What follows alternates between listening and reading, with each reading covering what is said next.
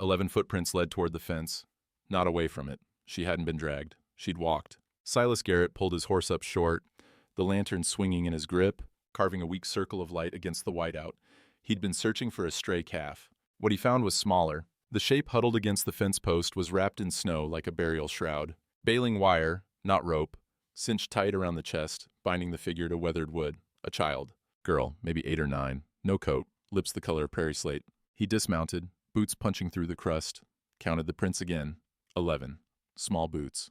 Deliberate steps. She'd chosen this post, chosen to stop here. 15 years ago, his daughter had made 12 steps toward a barn she never reached.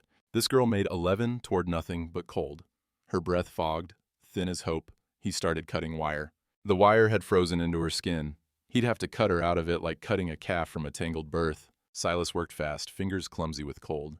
The baling wire had bitten deep, across her wrists, around her ribs, cinched so tight the flesh had swollen around it. Whoever tied her meant for her to stay. He pulled his knife from his belt, slid the blade beneath the first loop, and sawed. The wire snapped. She didn't flinch, didn't cry out. Her eyes were open, watching him, but there was nothing behind them. Just glass. "Stay with me," he said. "You hear me? Stay awake." No response. He cut the second wire, the third. Her body sagged against the post, and he caught her before she fell. She weighed nothing, a bundle of bones and borrowed time. He shrugged off his coat and wrapped it around her, tucking the edges tight. Her skin was the color of tallow. 3 of her fingers had gone white at the tips. Frostbite. They might not save them all. He lifted her onto the horse, mounting behind her, and pulled her back against his chest. Her heartbeat was there, faint, uneven, a bird's wing trapped under ice, 2 miles back to the house. 2 miles through a world that had turned to milk and silence. "Stay awake," he said again. The words came out cracked. He hadn't spoken this much in months. The horse knew the way. Silas held the girl and counted. Hoofbeats, breaths, the seconds between each thin fog of air from her lips.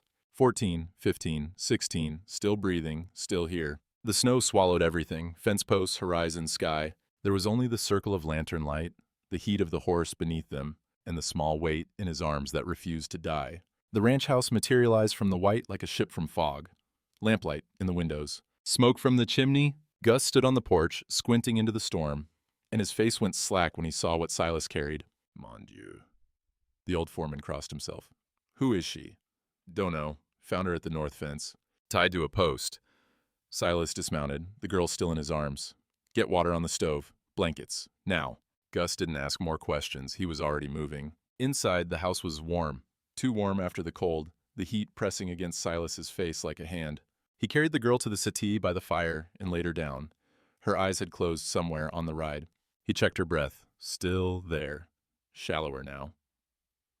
Gus returned with blankets, a basin of water, rags. They worked without speaking, stripping off her frozen clothes, wrapping her in wool, warming her hands between their palms. Silas had done this before, with calves born in snowstorms, with men caught out in the open. You warmed them slow, too fast, and the shock could kill them. He counted her breaths again. 14, a minute. 15, 16, stronger now. Her eyes opened. For a moment, she just stared at the ceiling. Then her gaze moved, found his face, and stayed there. No fear, no gratitude, just assessment, calculation. Like she was measuring the distance to the door and the odds of making it. "You're safe," Silas said. She didn't blink. Gus brought broth from the kitchen, and Silas lifted her head, held the cup to her lips. She drank, small sips, careful, her eyes never leaving his face. When the cup was empty, she lay back and continued to watch him. "She got a name?" Gus asked quietly. "She ain't said." "She can't say or she won't?" Silas looked at her, at the set of her jaw. The way her hands had curled into fists beneath the blanket. Her silence wasn't damage, it was armor, a door she'd locked from the inside. "She won't." Midnight. The fire had burned low. The girl slept on the settee, her breathing steady now, color returning to her cheeks in faint patches. The frostbite would scar 3 fingers on her left hand, maybe the edge of one ear, but she'd keep them. She'd live. Silas sat in the chair across from her, watching. He hadn't moved in hours. Gus appeared in the doorway, a cup of coffee in each hand. He crossed the room and held one out. Silas took it, but didn't drink. "You gonna tell the sheriff?" Gus asked. "Tell him what? Found a child half dead on my land?" "Someone tied her there, patron. Someone local. Someone who don't want her found." Gus lowered himself into the other chair, joints creaking. "Those footprints. She walked to that fence." "I know. You understand what that means?" Silas's hands tightened on the cup. The heat bit into his palms. I understand. He understood better than Gus could know. 11 steps toward the cold. That was how far she'd trusted the world. His Clara had made 12 toward warmth, toward the barn, toward firewood, toward saving her mother, and she hadn't made it.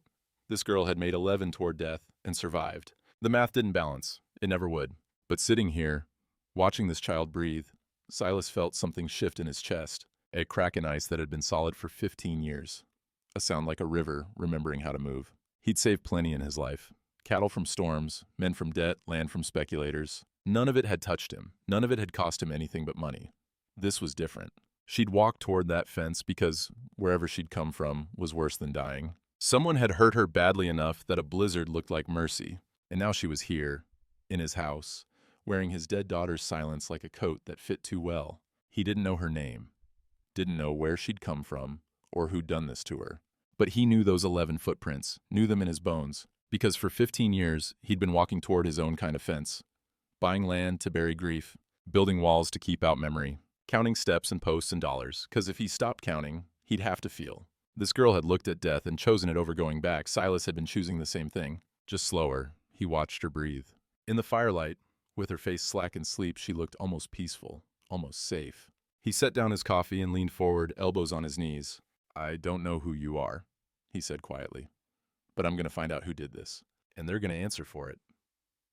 She didn't stir, but somewhere in the room, the silence changed, got lighter, like the house itself had been holding its breath and finally let go. Outside, the blizzard raged on. Inside, a man who hadn't prayed in 15 years closed his eyes and asked for something he couldn't name. She ate like she expected someone to take the plate away. Silas recognized that look. He'd seen it in mirror glass once, a long time ago. Morning had come grudgingly, the blizzard finally spent. 3 feet of new snow blanketed the ranch, and the silence that followed the storm was so complete, Silas could hear the fire cracking from 2 rooms away. The world had been wiped clean. White fields, white sky, white silence. Ruth Hollander had arrived at first light. Gus had ridden to town before dawn, and she'd come back with him on a borrowed horse, her widow's practicality packed into saddlebags. Clean clothes that might fit a child, salve for frostbite, a comb, a bar of good soap. She stood at the stove now, serving eggs and biscuits like she belonged there, and the sight of a woman in that kitchen made Silas's chest tighten in ways he couldn't name. He watched from the doorway, hadn't crossed the threshold, hadn't stood in that kitchen since Eleanor used to move through it, flour on her apron, humming hymns she'd learned as a girl in Ohio. 15 years, and he still couldn't make himself walk in. The girl sat at the table, a plate in front of her. She didn't touch the milk Ruth had poured, didn't look at the biscuit. Her attention was fixed on the eggs, and she ate them in small, fast bites. Mechanical, efficient, her eyes scanning the room between each one, counting exits, measuring threats, a creature cataloging its cage. Slow down, sweetheart, Ruth said gently. Ain't nobody gonna take it from you. The girl's eyes flicked to Ruth's face, held there for a half second, then dropped back to the plate. She didn't slow down. Ruth glanced at Silas, something passing across her face.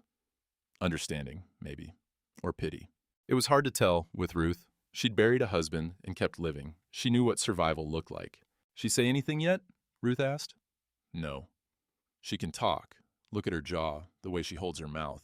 She's choosing silence, Silas. There's a difference. I know.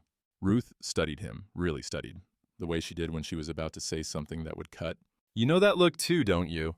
The one where you eat fast because you learned young that food disappears. He didn't answer. Didn't have to. Ruth remembered him from before the money, before the land, before he'd become the richest man in the territory. She remembered the hungry boy who'd worked her father's ranch for meals, back when Silas Garrett was just another war orphan with nothing but his name. She turned back to the stove. I'll stay a few days. Help her settle. She needs a woman around, and you... A pause. You need someone who can walk into this kitchen. Afternoon light slanted through the barn doors, catching dust motes in the air. The storm had passed, but the cold remained, bitter, deep, the kind that settled into bones and stayed. Silas had come to feed the horses. He hadn't expected company. The girl stood 10 paces behind him. Not following, exactly. Shadowing, keeping him in sight while maintaining distance. Like a half-feral dog, deciding whether to bolt or bite. He didn't turn around. Just kept working, forking hay, checking water, moving with the slow rhythm of a man who'd done these chores for 30 years. Let her watch. Let her decide. You ever been around horses? He asked. Didn't expect an answer. Silence. He held his hand out to the bay mare, palm flat, letting her lip at his fingers. You let them smell you first. They decide if you're worth trusting, can't rush it, can't force it. They know if you're lying. The mare snorted, breath warm against his palm. Behind him, he heard a small sound. Movement, footsteps in straw. He glanced back. The girl had come closer. 8 paces now instead of 10. Her eyes were fixed on the horse. Something flickering there that hadn't been present before. Interest, maybe. Or memory. Her name's Belle, Silas said. She's 17. Older than most men's patients, but she's steady. She was my wife's horse once. The girl's gaze shifted to him. Quick. Assessing. Eleanor, he said. My wife. She died a long time ago. No response. But the girl took another step forward. 7 paces now. Then 6. Silas stepped back from Belle, giving the girl room. Go on. Let her smell you. For a long moment, nothing happened. The girl stood frozen, her hand half raised, uncertainty written in every line of her body. Then, slowly, so slowly, she extended her fingers toward Belle's muzzle. The mare leaned in, sniffed. Her ears flicked forward, and she made a low sound in her throat. Not quite a whinny, more like a question. The girl's mouth twitched. Not a smile, but close. Something loosened in Silas's chest. A knot he hadn't known was there. She likes you, he said. The girl didn't look at him. But she didn't pull away either. Her hand stayed on Belle's muzzle, fingers stroking the velvet skin. And for just a moment, she looked like what she was, a child, just a child. Then Gus appeared in the barn door, snow still clinging to his coat, his face tight with something that wasn't cold. Patron, rider coming up the south road. Silas straightened. Who? Can't tell yet, but he's dressed for town, not ranch. The girl's hand dropped from the horse. Her body went rigid, a transformation so sudden it stole Silas's breath. One moment, almost child. The next, cornered animal. Her eyes darted to the barn's back door, calculating distance, calculating odds. She knew. Somehow she knew. Go to the house, Silas told her quietly. Ruth's there. Stay inside. She didn't move. Her breath was coming faster now, visible in the cold air. Go, he said again, softer this time. I ain't gonna let anyone hurt you, but I need you inside. Please. Something flickered in her eyes. Please. Maybe. Or the way he'd said it. Not a command, but a request. An acknowledgement that she had a choice. She went, but at the barn door, she looked back, just once. And her eyes asked a question she couldn't, or wouldn't, speak aloud. Are you going to give me back? The rider was Sheriff Dane Coulter, thick mustache, tin star pinned crooked on his coat, a man who owed his badge to Silas's money, and knew it. He didn't dismount. Just sat his horse at the edge of the yard, breath clouding in the cold, his eyes sliding toward the house like he expected trouble to come walking out the door. Silas. A nod. Nothing more. Dane. Dane. Silas stood on the porch, arms crossed, positioning himself between the sheriff and the house. Long ride in this weather. News travels fast in a small town. Word is you pulled a child out of the storm last night. Word's right. What's the situation? Found her tied to my fence line, north pasture, baling wire around her chest. Silas kept his voice flat. Someone left her there to die. Coulter's jaw tightened. Tied how? Like she wandered and got tangled, or like someone meant for her to stay. Silence. The sheriff's horse stamped, eager to move, to get out of the cold. Coulter's eyes drifted to the house again. She got a name? Not that she's given. She talking at all? No. Coulter sighed. The sigh of a man about to deliver news he didn't want to carry. There's been a fellow asking around town. Name of Victor Ashford. Says he's from some children's society out of Cheyenne. Says he's looking for a girl who ran off from a placement. He paused. Description matches. Silas felt the cold settle deeper into his bones. Placement. Orphan train kind of arrangement? Legal, he says. Got papers. Papers don't mean much when a child's tied to a fence post in a blizzard. I know that. Coulter's voice dropped. But Ashford's got connections, Silas. Railroad men, judges.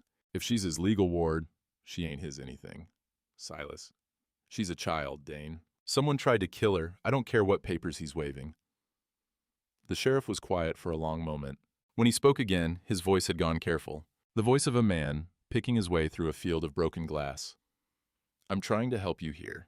Ashford ain't the type to let property walk away. His word, not mine. Property. The word hit Silas like a fist to the chest. Property. Like she was cattle. Like she was land. Something to be owned and traded and disposed of when she stopped being useful. Get off my land, Dane. Now? Coulter held his gaze for a moment, then nodded slowly. He turned his horse toward the gate, but paused at the fence line. Looked back. Be careful, he said. I've seen men like Ashford before. They don't fight fair, and they don't lose. Then he was gone, swallowed by the white. Silas stood on the porch until the sound of hoofbeats faded. His hands had curled into fists at his sides. Property. The word kept turning in his mind, sharp-edged, drawing blood. He turned toward the house and saw her. The girl stood at the window, her face pale against the glass, watching. She'd heard everything. Maybe not the words, but enough. Enough to know that someone was coming. Someone who saw her not as a child, not as a person, but as a line in a ledger, a number, a thing. Her eyes met his through the glass. She didn't look afraid. She looked resigned, like she'd always known this moment would come. And that resignation, that quiet, terrible acceptance, made Silas angrier than anything Coulter had said. He climbed the porch steps and opened the door. The girl didn't move from the window. "Nobody's taking you anywhere," he said. "You hear me? Nobody." She didn't answer, didn't nod. But something shifted in her eyes, a flicker, barely visible, like a candle flame in a high wind. It wasn't trust, not yet, but it was the space where trust might grow if he gave it enough time. She counted the beans on her plate. 12 exactly. She always counted to 12, then stopped, like there was something sacred about that number. 3 days had passed since the storm. 3 days of careful circling, of silences that weren't quite comfortable, but weren't hostile either. The girl moved through the house like a ghost. Present, but not quite there, watching everything, touching nothing. She ate what was put in front of her. She slept when the house went dark. She followed Silas to the barn each afternoon and stood 10 paces back, watching him work, never speaking, never asked, but she counted. Everything. Silas had started noticing on the second day. The way her lips moved slightly when she walked from door to table. 7 steps, always 7. She'd worked out the shortest path. The way her eyes tracked the fence posts visible through the window. 9. She'd look at each one in sequence, then start again. The way she arranged her food before eating, grouping and separating, her fingers moving with quiet precision.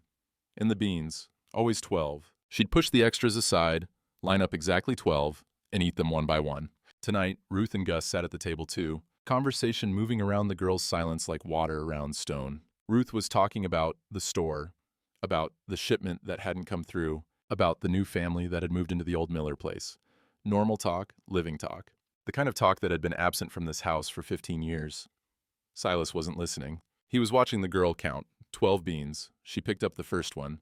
Chewed, swallowed, picked up the second. "You count too," Ruth said quietly. Silas looked up. "What?" "Steps, boards, bites." Ruth's eyes were steady on his face. "I've watched you do it for years, Silas." Never knew why until just now. Across the table, Gus went still. He knew why. He'd been there the day they found Clara. "I count because—" Silas stopped. The words caught in his throat like bone. "You don't have to say," Ruth said. "No." He set down his fork. "I count because of Clara. She made it 12 steps toward the barn. I found her prints in the snow after." He paused. "I count so I don't forget." The girl had stopped eating. Her hand hovered over the third bean, frozen. Ruth reached across the table and covered Silas's hand with her own, just for a moment. Then she withdrew and looked at the girl. "Maybe she counts for the same reason," Ruth said softly, to remember something she can't say out loud. The girl's eyes lifted, met Silas's gaze across the table. Neither of them looked away. That night, Silas couldn't sleep. He walked the house in the dark, checking locks that didn't need checking, listening for sounds that never came. The fire had burned to embers. The cold pressed against the windows, patient and eternal. He found her in the hallway. She stood outside her bedroom door, bare feet on cold boards, staring at nothing, just standing there in the dark like she'd forgotten how to move. Or like she was waiting for something, permission maybe, or punishment. Silas stopped at the end of the hall, didn't approach, didn't speak.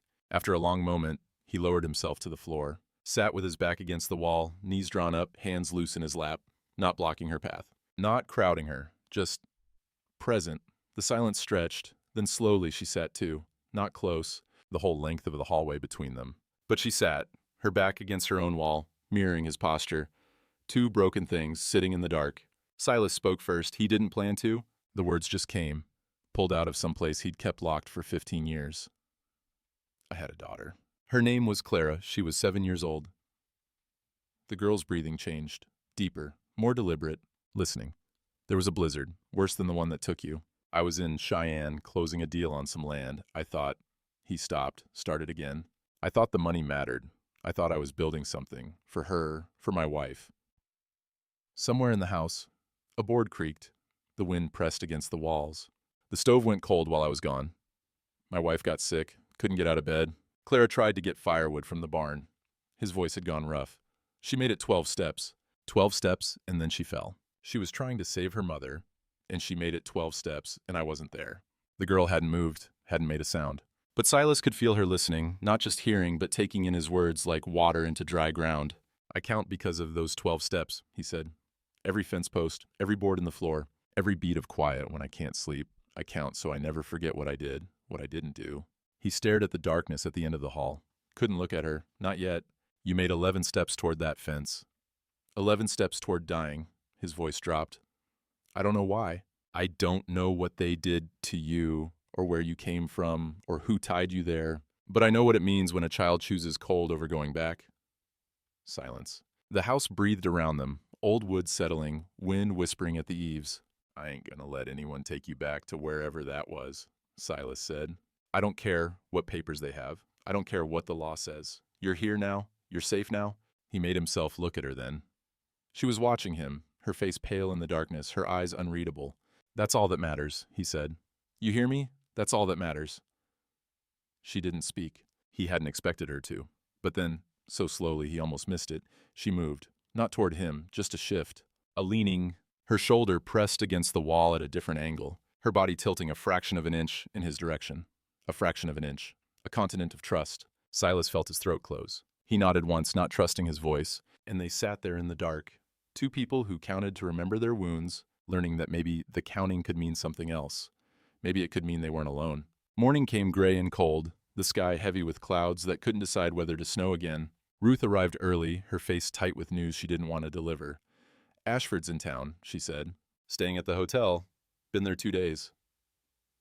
Silas stood at the window, watching the girl in the yard. She'd ventured outside for the first time, wrapped in a coat Ruth had brought, too big, sleeves rolled up, and she was walking the fence line. Counting posts, probably, measuring her world. What's he doing? Silas asked. Showing papers? Talking to anyone who'll listen? Says he's from the Western Children's Aid Society. Says the girl's a runaway from a legal placement. That he has authority to retrieve her. Retrieve. The word tasted like ash. That's what he says. Ruth moved to stand beside him. I saw the papers, Silas. They list her as defective. Mute from birth. Simple-minded. Says she's a danger to herself. That's a lie. I know it's a lie. Anyone with eyes can see that girl as sharp as a new blade. But he's got a judge's signature. He's got railroad men vouching for him. Ruth paused. And he's been asking about you. Silas turned. What do you mean? Your land, your money, your wife and daughter. Ruth's voice went careful. He mentioned Clara, Silas. Mentioned the blizzard, like he already knew. Like he was testing to see if you'd break. Cold settled into Silas's chest.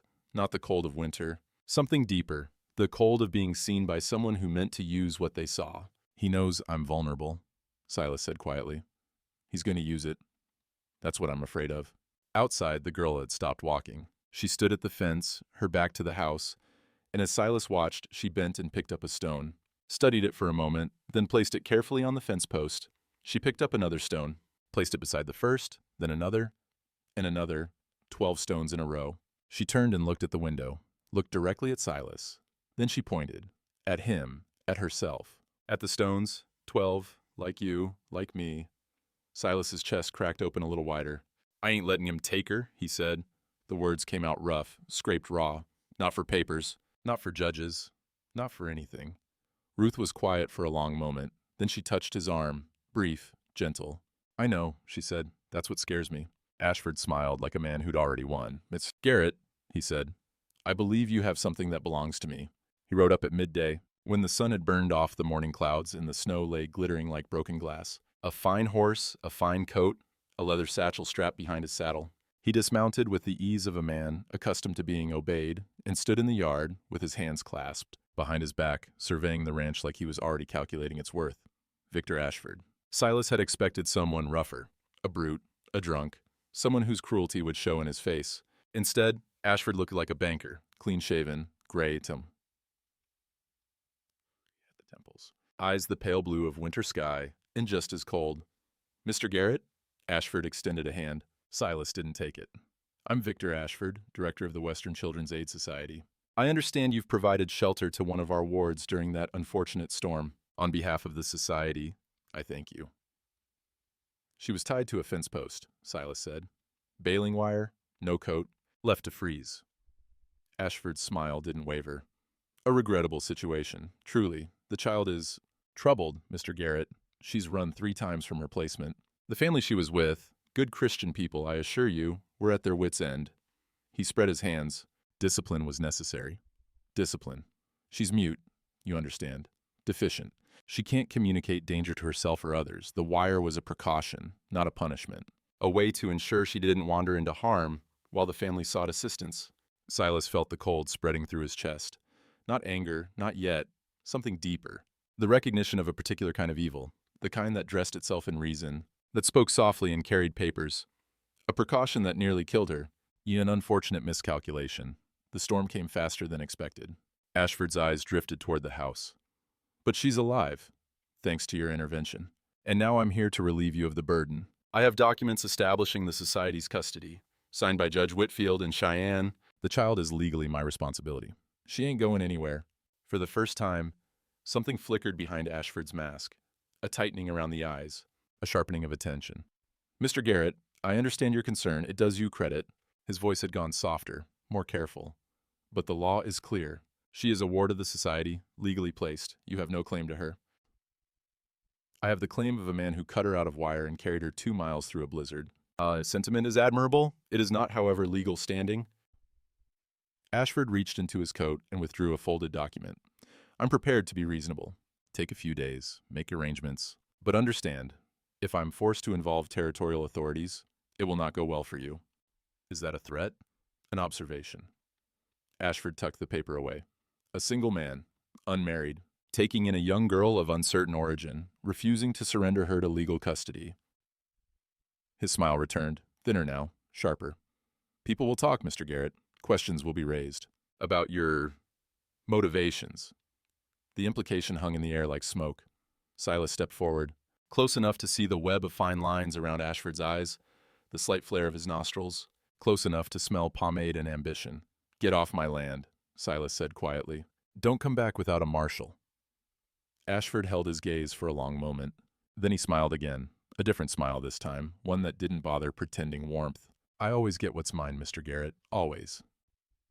He mounted his horse, tipped his hat, and rode out the way he'd come.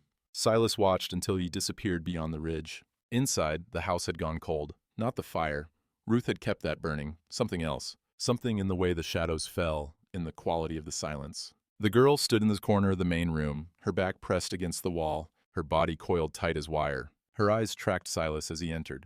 Not with trust, not with hope, but with the flat calculation of an animal measuring the distance to the door. She'd been watching from the window.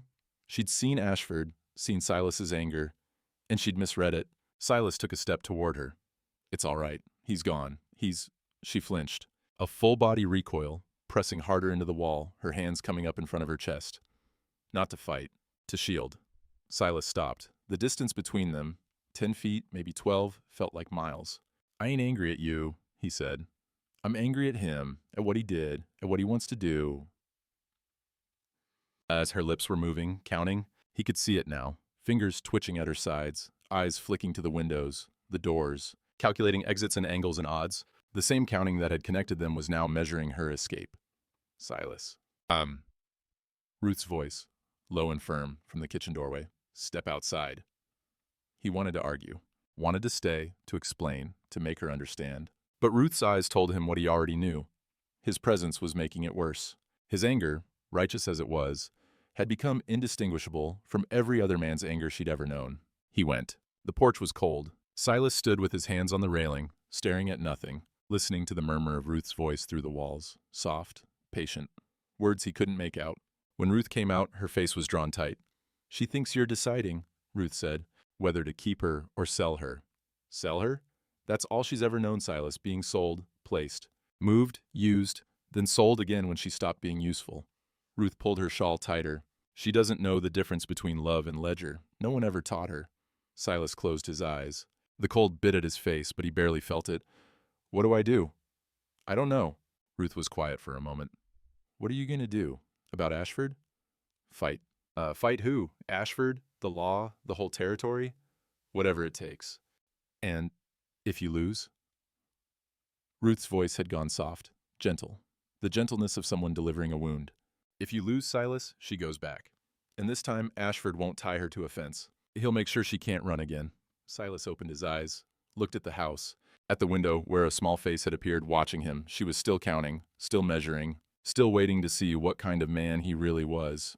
He didn't have an answer for Ruth, didn't have an answer for himself, but he knew one thing. He'd burn every acre he owned before he let Ashford take her. The question was whether burning would be enough. The lamp outside her door had gone out, the hallway was dark, and her room was empty. Silas stood in the doorway, his breath caught somewhere between his chest and his throat.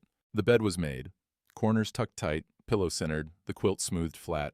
No wrinkles. No sign anyone had slept there at all. The window was closed. The wardrobe door hung open, and inside, the clothes Ruth had brought still hung on their hooks. She'd taken nothing. She'd left nothing to take. Gus! Blas's voice cracked the silence like a rifle shot. Gus! Footsteps on the stairs. The foreman appeared, face creased with sleep, pulling suspenders over his shoulders. One look at Silas's face, and the drowsiness vanished. Sainte Mère. Gus crossed to the window, peered out into the gray pre-dawn light. When? I don't know. The lamp's cold. Hours, maybe. And they searched the house first. Every room, every closet, the root cellar, the space behind the kitchen stove where a small body might hide. Nothing. Ruth arrived as they were pulling on coats, her face going pale when Silas told her. I'll check the barn, Gus said. The outbuildings. I'll ride the south fence, Ruth said. Maybe she went toward town. But Silas knew. He knew before he stepped off the porch, before he saw the tracks in the fresh snow that had fallen overnight. Small boots, deliberate steps, heading north, toward the fence where he'd found her. His stomach turned to water. She went back, he said. The words came out hollow. She went back to the fence. Ruth's hand found his arm. Silas, he shook her off, was already moving toward the barn, toward his horse. The cold bit at his face, but he didn't feel it. Didn't feel anything except the terrible certainty that he'd done this. His anger, his intensity, his desperate need to save her. It had looked like every other man who'd ever claimed to own her. And she'd run. Not toward town, not toward help. Toward the place where dying had seemed better than living. The tracks led north across the white fields, small boot prints punching through the crust, spaced evenly apart. She'd been walking, not running. Deliberate, determined. A child who'd made a decision and meant to keep it. Silas followed on horseback, counting the prints without meaning to. 20, 30, 50. She'd been walking for hours, in the dark, in the cold, wearing nothing but the dress she'd slept in, and the coat that was 2 sizes too big. The sky lightened from black to gray to the pale white of snow clouds. The wind picked up, carrying ice crystals that stung his eyes. He pulled his collar higher and kept riding. 70 prints, 80. The fence line appeared on the horizon, a dark scratch against the endless white. Please, he thought. Please let her be there. Please let her be alive. He didn't know who he was praying to. Hadn't prayed in 15 years. But the words came anyway, dragged up from some deep place he'd tried to bury. I can't lose another one. I can't. The fence grew closer. He could see the post now. The same post where he'd found her, the wires still dangling where he'd cut it. But there was no small shape huddled against the wood. No body in the snow. The tracks continued. Over the fence. Into the open range beyond. She hadn't stopped. She'd gone past. Silas dismounted, climbed the fence, kept following on foot. The horse couldn't manage the deeper drifts here. And besides, he needed to see, needed to count, needed to know exactly how far she'd gone. 100 prints. 110. The wind was filling them now, softening the edges, erasing her passage step by step. Soon, there'd be nothing left. Soon, she'd be gone, swallowed by the white like she'd never existed at all. Like Clara. The thought hit him like a physical blow. He stumbled, caught himself, kept walking. Clara had made 12 steps toward the barn, 12 steps toward life, toward warmth, toward saving her mother. She'd fallen at step 12, her hands still reaching. This girl had made 100 steps, 200. Walking not toward life, but away from it, away from him, because he'd become the shape of her fear. You wanted to fix what you broke with Clara. The voice in his head was his own, cold and merciless. You saw a broken child and thought, here's my chance, here's my redemption. Save this one, and maybe God will forgive you for losing the other. But she was never yours to fix. She was never yours at all. The tracks curved around a rock outcropping, a jumble of boulders that broke the wind. Silas followed them, his breath coming hard now, his legs burning with cold. And there she was, huddled in the lee of the rocks, knees drawn to her chest, arms wrapped around herself, not moving. Her lips were blue, her eyes were closed. For one terrible moment, Silas thought he was too late. Then her eyes opened. She didn't run, didn't scream. Just watched him with those dark eyes, flat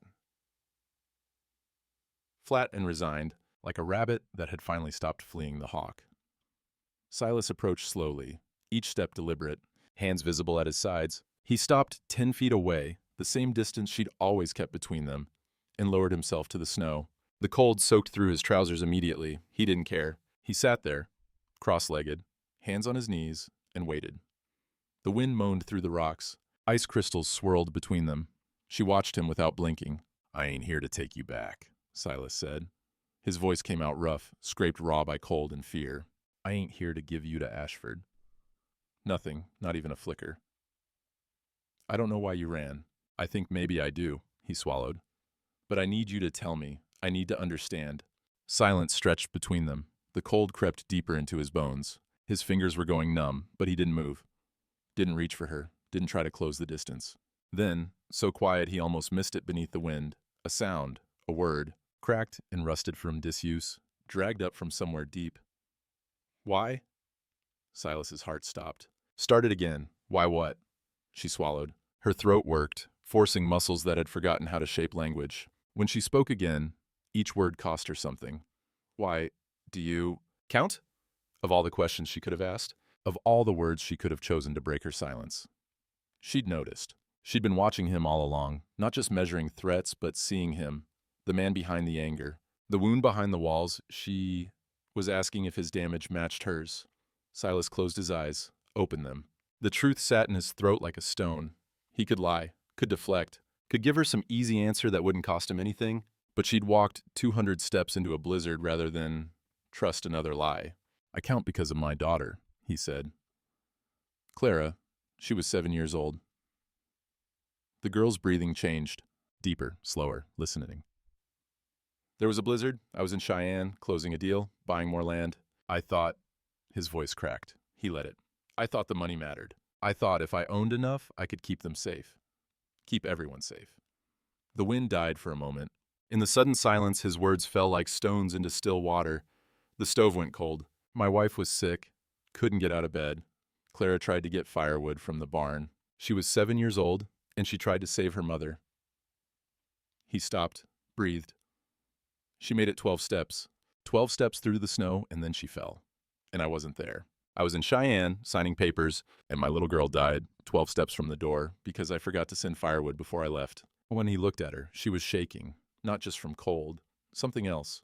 "I count 12, so I never forget what I did," he said. "What I didn't do. Every fence post, every floorboard, every heartbeat when I can't sleep. I count because if I stop, I might forget her. And if I forget her, then she died for nothing." The girl's eyes had changed, something moving behind them, a door opening. "I count because," her voice came stronger now, each word a battle won. "Because they said, as I was worth $12. The words hit Silas like a fist to the chest. $12, she said again. "That's what Ashford paid for me." Her jaw tightened. "I count to remember what I cost. $12, the price of a child, the price of a life." Silas felt something break inside him, not the cracking of ice he'd felt before, something deeper, a wall that had stood for 15 years, finally crumbling to dust. $12, he repeated. She nodded, waiting for him to look at her different now, waiting for the number to change how he saw her. "You ain't worth $12. Her face crumpled. "You ain't worth any dollars." He leaned forward, and his voice came out fierce, cracked, certain. "Because you ain't for sale. You ain't property. You ain't a number in a ledger or a line in a contract." Tears were streaming down her face now, freezing on her cheeks. "You're a child," Silas said. "You're a person. You're someone's daughter, even if they forgot. And I ain't your buyer. I ain't your owner. I ain't trying to fix you or save you or make you into something you ain't." He held out his hand, palm up, open. "I just want to be your home, if you'll let me." The wind picked up again, swirling snow between them. The cold was brutal now, biting deep. Neither of them moved. Then, slowly, painfully, she uncurled. Her legs straightened. Her arms dropped from around her chest. She looked at his hand like it was a foreign thing, something she didn't recognize. She didn't take it. Instead, she crawled, across the snow through the space between them, closed the distance inch by inch, her eyes never leaving his face, until she was beside him. And then she leaned. Just leaned, let her shoulder rest against his arm. Let her weight settle against his side. The first voluntary touch. The first choice that wasn't fear. Silas didn't move, didn't speak. Just sat there in the snow with a child pressed against his side, tears freezing on his own cheeks now, while the wind howled around them and the white world waited to see what would happen next. 12 steps, $12. 2 different kinds of counting, 2 different wounds. And somehow, against all odds, they'd found each other. He carried her back through the snow and she let him. That was the miracle. She let him. She weighed nothing in his arms, bird bones and breath. He wrapped his coat around her, pulled her against his chest, and walked. The horse waited where he'd left it, patient and snow-dusted, and getting her into the saddle was awkward. She couldn't grip, couldn't hold herself upright. So he mounted behind her and held her the whole way back. 2 miles through white silence. 2 miles with her head against his shoulder and her fingers clutching the front of his shirt. She didn't speak again. Neither did he. Some things didn't need words. Ruth met them at the door, her face cycling through fear and relief and something else. Something that looked almost like hope. She took the girl inside, wrapped her in blankets, sat her by the fire. Gus brought hot broth. The house filled with motion and murmured voices. The business of warming a frozen child back to life. Silas stayed outside. He sat on the porch steps, the cold seeping through his trousers, and watched the snow fall. His hands trembled, not from the temperature. Something else. Something that had been locked tight for 15 years and had finally broken open. Gus came out after a while. Didn't speak. Just handed Silas a cup of coffee and lowered himself onto the step beside him. The 2 men sat in silence, breath clouding in the gray air. While inside the house, a child learned what it felt like to be warm. She gonna be all right? Gus asked finally. I don't know. You? Silas didn't answer. The coffee cooled in his hands. He didn't drink it. Just held it, feeling the heat fade, watching the steam curl and disappear. I made her run, he said. My anger, my need to fix things. She looked at me and saw every other man who ever hurt her. She came back, Gus said quietly. She let you carry her. She didn't have a choice. She was dying. She had a choice. Gus's voice was firm, certain. She could have fought, could have run again when you found her, could have let the cold take her before she let you touch her. He paused. She chose to live, patron. She chose you. Silas closed his eyes. The words settled into him like snow into still water. She chose. For the first time in her life, maybe, someone had given her a choice, and she'd chosen to stay. Night fell slowly. The gray sky darkening by degrees until the world beyond the porch was nothing but black and the distant glitter of stars through breaking clouds. The storm had finally spent itself. Tomorrow would be clear. Cold, but clear. Silas stayed on the porch. Ruth brought him supper. He didn't eat it. Gus offered whiskey. He shook his head. He needed to be here. In the cold. In the silence. Processing what had happened and what it meant. He thought about Clara. Not the way he usually thought about her. The guilt, the counting, the endless replay of what he should have done. He thought about her laugh. The way she'd chase chickens in the yard, shrieking with delight. The way she'd climb into his lap after supper and demand a story, any story. It didn't matter as long as his voice was the one telling it. He thought about Eleanor. Her patience. Her faith. The way she'd look at him when he came home from a long ride, like he was the answer to a prayer she hadn't known she was praying. He'd lost them. Lost them. Because he'd been chasing something that didn't matter. Land, money, the illusion of safety that came from owning things. He'd counted acres while his family counted hours. And when the cold came, all his ownership meant nothing. But this girl, this silent, broken, fierce little girl who'd walked 11 steps toward death and 200 more away from him, she'd given him something he didn't deserve, a second chance. Not to replace Clara, nothing could do that. But to be the man Clara had believed he was, the father who told stories, the protector who kept the cold away. He couldn't save Clara, that weight would never lift. But maybe he could make sure this girl's 12 steps led somewhere warm. Maybe that was enough. Maybe that was everything. Ruth found him still sitting there an hour later, the untouched supper plate crusted with frost. You'll catch your death, she said. Probably. She sat down beside him, pulling her shawl tight. For a while, neither of them spoke. She's asleep, Ruth said finally. Real sleep, deep. First time she's slept without waking up screaming. Silas turned, screaming. Every night since she got here. Nightmares. She wakes up gasping, eyes wild, and then pretends nothing happened. Ruth paused. I've been sitting with her. Didn't want to worry you.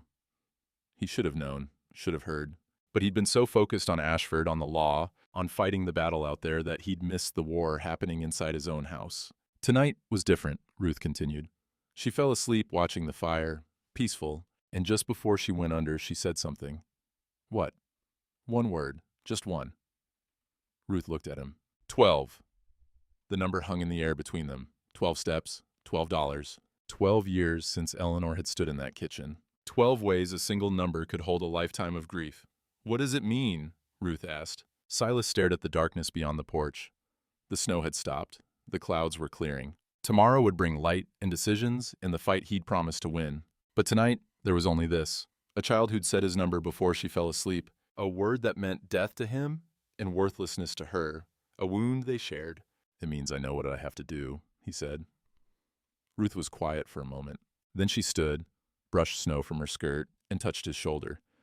Whatever you're planning, Silas, be sure, be very sure, because if you lose, she pays the price. I know. Do you really? Her voice hardened. I've buried a husband. I know what it costs to lose. But Ruth stopped, started again. She's already lost everything. If you make her hope and then fail her, it won't just break her heart. It'll prove everything she already believes, that she's not worth fighting for. Silas looked up at her. In the starlight, Ruth's face was carved from shadow and silver. I ain't gonna fail her. You can't promise that. No. He stood, felt his knees crack, his back protest, felt every one of his 47 years in his bones. But I can promise I'll burn everything I have before I let Ashford take her. And if that ain't enough, he stopped, looked at the house, at the window where lamplight glowed soft and warm. If that ain't enough, at least she'll know someone thought she was worth burning for.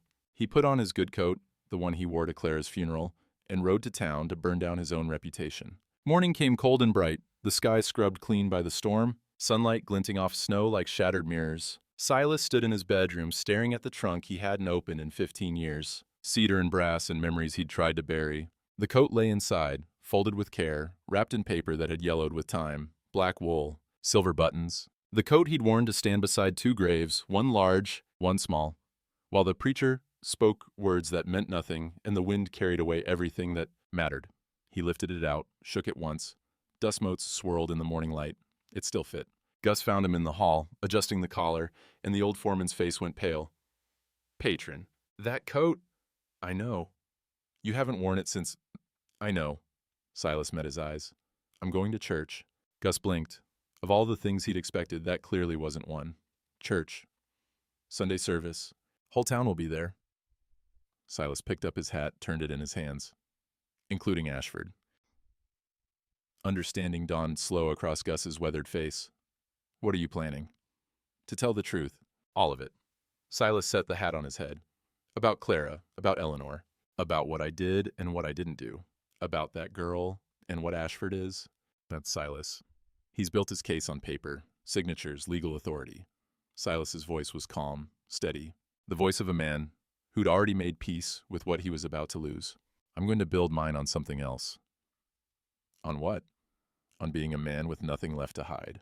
Ruth was waiting in the kitchen when he came downstairs. The girl sat at the table, a cup of milk untouched in front of her, her eyes tracking Silas as he entered. She'd heard them talking. She knew something was happening. You're really going through with this, Ruth said. Not a question. Yes. You know what they'll say, what they'll think. I know. You've spent 15 years building walls, Silas, buying land to hide behind, keeping everyone at arm's length. Ruth crossed her arms. You walk into that church and tell them the truth. Those walls come down. All of them. Forever. Good. She stared at him, searching for something in his face. Whatever she found made her nod slowly. All right, then. She moved to the stove, started packing biscuits into a cloth. I'll drive the wagon. You're not riding into town alone. Ruth, don't argue with me, Silas Garrett. I've known you since you were a skinny orphan mucking stalls for my father. I'll be damned if I let you face this without a friend in the room. The word hit him harder than he expected. Friend. He'd had hands and business partners, and men who owed him money. He hadn't had a friend in 15 years. Thank you, he said. The words came out rough. Don't thank me yet. Thank me when it's over and we're not both in jail. The girl was waiting by the door when he came out of the kitchen. She stood very still, her back straight, her hands clasped in front of her. The coat Ruth had given her hung nearly to her knees. Her hair had been combed, Ruth's doing, and in the morning light she looked almost like any other child. Almost, but her eyes were old and watchful and waiting. Silas crossed to her, lowered himself to one knee so their faces were level. I'm going to town, he said, to the church. She watched him, didn't blink. I'm going to tell them about you, about me, about what happened. He paused. When I come back, things will be different. Either Ashford won't have power over you anymore, or... He stopped. She deserved the truth, all of it. Or I won't be able to protect you. If I fail, if the law sides with him, they could take you. They could take me too, for harboring you. His throat tightened. But I need you to know something. Whatever happens today, whatever comes after. He reached out, took her hand in his. Her fingers were cold, small. You belong to yourself, he said. Not to me, not to Ashford, not to anyone. You're not property. You're not a number. You're not worth $12 or $12,000 because you ain't for sale. You never were. Her lower lip trembled, just barely. If I come back, I want to be your home. If I don't, he swallowed. If I don't, I want you to run, far as you can, find somewhere safe, build a life, and don't ever let anyone tell you what you're worth. She stared at him for a long moment. The silence stretched. Then her hand moved in his. Her fingers curled, squeezed once, let go. That was her answer. Silas rose, nodded to her, to Ruth, to Gus, who stood in the doorway with the keys to the wagon. Then he walked out into the cold, bright morning to find out what kind of man he really was. Miller's Fork Methodist Church sat at the edge of town, white clapboard in a steeple that leaned slightly east, as if listening for something the wind might bring. Every pew was full. Ranchers, merchants, wives in their Sunday best, children squirming against starched collars. And in the back row, Victor Ashford, his smile already in place. Silas walked up the center aisle while Pastor Whitmore was mid-sermon. Every head turned. Every whisper died. The sound of his boots on the wooden floor was the loudest thing in the world. Garrett. The pastor's voice held a warning.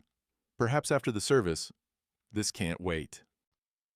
He turned to face the congregation, saw faces he'd known for decades. Faces that respected him, feared him, owed him money or favors or land. Faces that had never seen him vulnerable. That was about to change. 15 years ago, Silas said, my wife and daughter died in a blizzard. Murmurs, shifting. Everyone knew the story, or thought they did. I told you the stove malfunctioned. That was a lie. And his voice didn't waver. I forgot to send firewood before I left for Cheyenne. I was too busy buying land to remember my family needed to stay warm. The murmurs stopped. Silence. Absolute. My daughter Clara tried to save her mother. She walked 12 steps toward the barn before the cold took her. She was 7 years old. And I wasn't there because I thought money mattered more than being home. He let that settle. Let them see him. Not the richest man in the territory, but a father who'd failed. Last week, I found a girl tied to my fence, left to die. That man, he pointed at Ashford, claims she's his property. Claims she's defective. Dangerous. Says he has the right to take her back. Ashford rose, smooth as oil. Mr. Garrett is clearly overwrought. The law is clear. The law. Silas's voice cut like a blade. Your law let you pay $12 for a child. Your law let you tie her to a fence when she tried to run. Your law calls her property. And movement in the pews. Ruth stood. Victor Ashford placed 3 children through my store 2 years ago. One died in a mining camp. Another vanished entirely. Another voice. He placed my nephew. Boy came back with scars on his back. Another. My sister's girl. Never saw her again.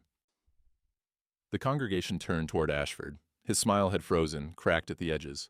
Silas reached into his coat, drew out papers. I own 40,000 acres. I'm offering 5,000, prime grazing land, titled and clear, in exchange for your signature releasing that girl, permanently. Ashford's eyes flickered. 5,000 acres? Worth more than 100 children in his ledger? You'd give up all that, he said slowly. For her? I'd give up all of it. Silence. The whole church holding its breath. Ashford took the papers, read them.